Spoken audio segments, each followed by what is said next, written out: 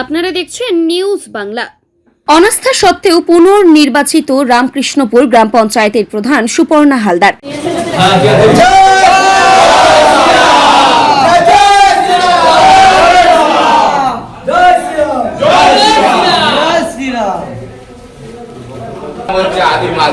কল্পে বিধানসভার অন্তর্গত রামকৃষ্ণপুর গ্রাম পঞ্চায়েতে প্রধান পদে পুনর্নির্বাচনকে ঘিরেই সোমবার রাজনৈতিক চর্চা তৈরি হয়।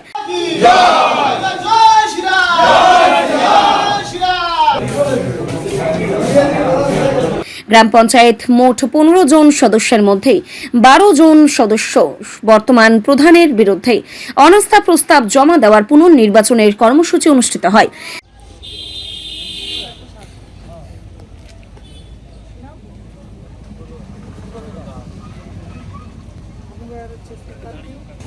পঞ্চায়েতের দলীয় অবস্থান অনুযায়ী 15 জন সদস্যের মধ্যে তৃণমূল কংগ্রেসের 9 জন, সিপিএম এর 2 জন, এসএফআই এর 2 জন, বিজেপির 1 জন এবং 1 জন নির্দল সদস্য রয়েছেন।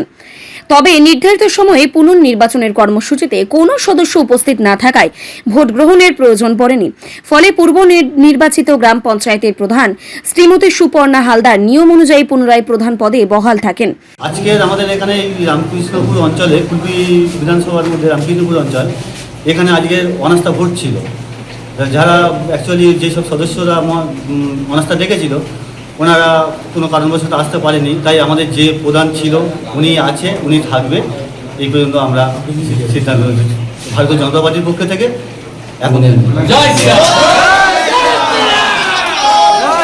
এদিনের ওই কর্মসূচিতে উপস্থিত ছিলেন গ্রাম পঞ্চায়েতের প্রধান সুপর্ণা হালদার, অঞ্চলের বিজেপি নেতা বিপ্লব হালদার সহ বিভিন্ন রাজনৈতিক দলের কর্মী সমর্থকরা। ঘটনাকে কেন্দ্র করে এলাকায় রাজনৈতিক মহলে আলোচনা শুরু হয়েছে। Bureau report, news Bangla.